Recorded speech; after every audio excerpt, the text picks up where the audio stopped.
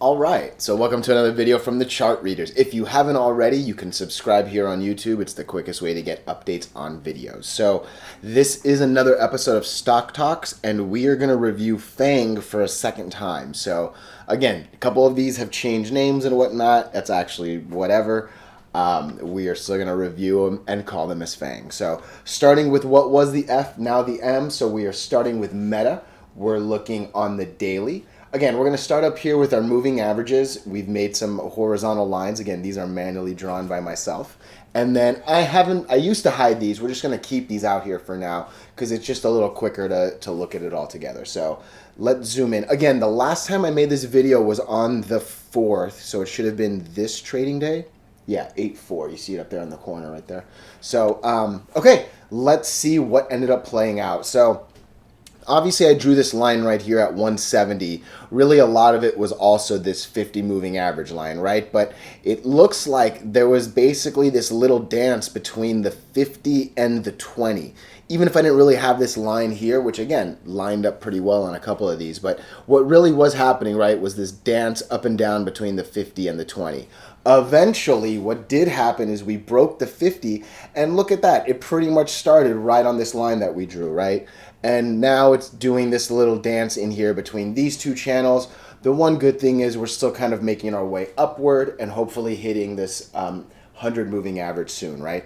All the while, what are we doing? We're riding the 8, right? So that's why we always say you're only really in a stock when we're over the 8 moving average, because if you're not, look, you very easily can ride under. You get these like little washy-wishy kind of like up and downs. What you really want is just all of these going above the 8, right? What else are we looking at? Down here, I will say the lower indicators look really good. So we're only on a 60 at the RSI. Green is over red. That's beautiful. On the MACD, we're actually in the positive. Again, always good. I rarely talk about these numbers, but positive is good. And then again, green is over red, which is what we like to see. So Meta, look, again, if you hadn't started a position, obviously, look, like I say, you kind of want to play the line breaks, right? So if you haven't gotten in, again, this is not financial advice. There's one of two things you can do. You can either wait and try to get in between these two right here. You can hope to see if it comes down and then maybe play a bounce up, right? Or what you really might do is wait till you break this one, because this also breaks the 100, and then maybe ride what is... Wow, where is the 2? Dang, that's a really fat gap right there between the 100 and the 200, right?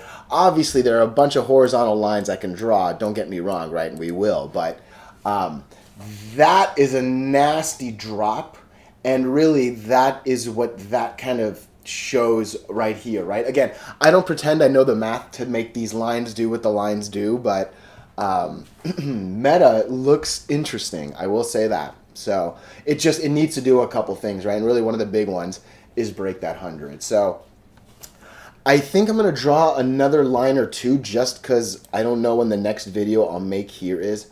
I think I'm going to use that peak right there. I'll go ahead and use, I think, that bottom right there. And then that peak right there. Again, it'd be real good if we got that high, but again, I think for now, this is at least a good guide up, or hey, again, it might come down, right? You never know. It might hit this 100 and fail, but I at least do like seeing what the lower indicators look like. So let's take a look on the weekly real quick. Hey, weekly looks pretty good too. Again, we're coming up on that 20. And this is actually the first, this is actually the second. So we closed over the 8 on this week. And then the second week, which was what we just finished, has now also gone up. So that is pretty bullish right there. And again, low RSI. Looks like it wants to take off. Yeah, interesting. Okay, I would say that 188, 183, which is again that same 1-2 that we have right here. Those are some pretty important lines. That'd be an interesting place to play afterwards if it does break. Again, not financial advice, of course. So that was the first of them. The next one is AMZN, Amazon. Okay, interesting. So again, when did we make this video? We made the video on the 4th. 1, 2, 3, 4. So this is the 4th right here. Oh, that's the 3rd. Sorry. This is the 4th right. No, what did I do? That's the fourth right there. That's what I thought. I think I just clicked somewhere poorly. So this guy right here, after this day, we made the video. And really, all that we've done is actually just traded in between this channel. Look, we're pretty much still riding the 8, right? But now it's... Sorry, I didn't mean to zoom out. We're still riding this 8 up here, but it's starting to get a little tight, right? I remember these lines happening here again. I think that has something to do with options. So ignore these. And again, they clearly have cleared up since the last time I made this video, right? Oh, I have an alarm. I don't know what that was for. Sorry about that. So again, what needs to happen? Look, we obviously need to break the 200. Really, you've got to break that 146 in my book. But yeah, break that 200. Oh, that's interesting that these two lines are so close to each other.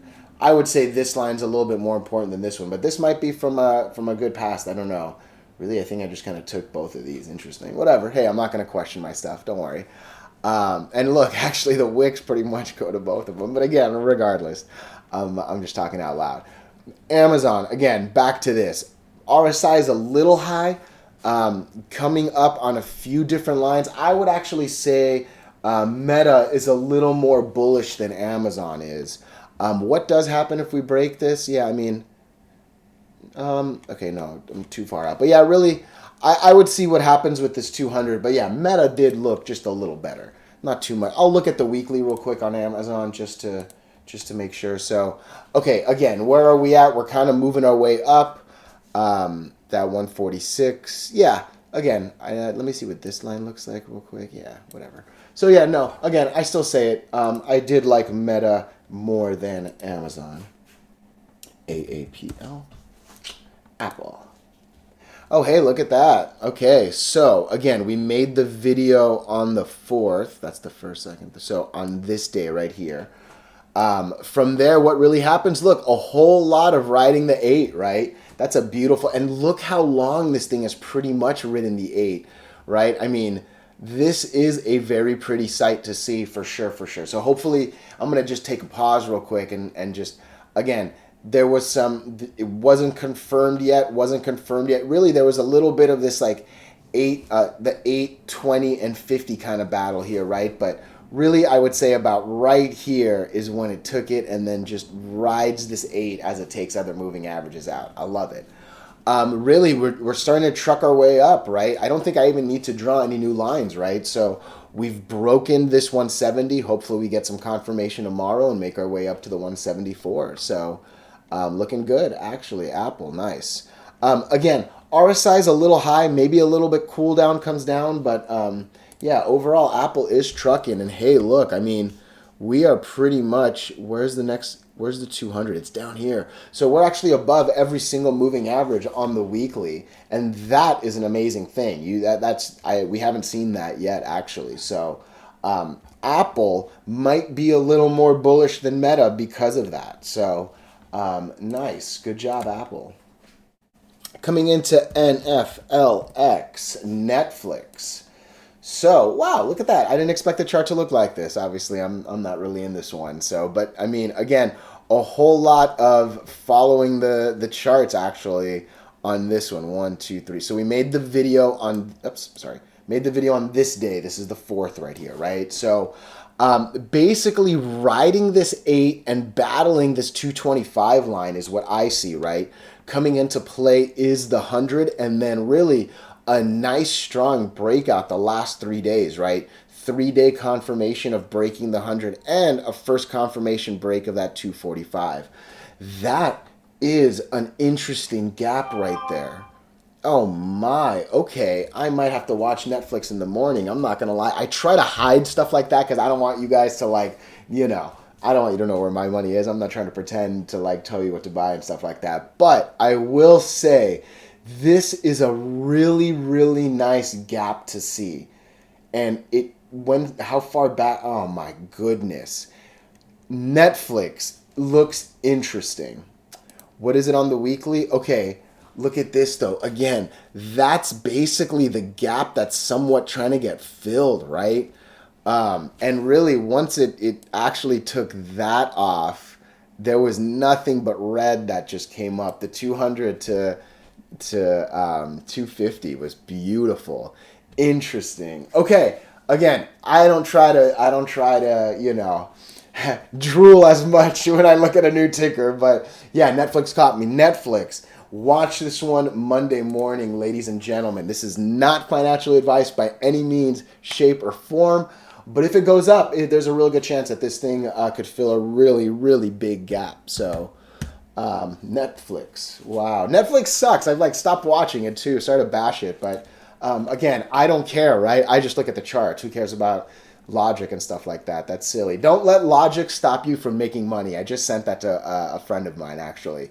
Make money because the lines tell you to. Let logic, you can talk to your smart friends using logic, whatever. We are nothing more than just humans trying to become robots and make money like they do, right? So, my little speech there. So, that's a little bit of the knowledge center right there that I got to start populating. Last on the FAANG list, again, this is called Apple. I still look it up using GOOG, which is pretty funny, right? But nonetheless, where are we, right? Google, kind of the same thing with Apple, right? So we made this video. This is the first, second, this is the fourth right here. Just riding the 8, breaking moving averages. This 123 is pretty much the next one. And then, yeah, there's a nice little jump right there before. Really, that I would call this the next line as well, right? The 129. I'll draw one right there. This is a pretty gap right here, right? Look at all those reds in a row.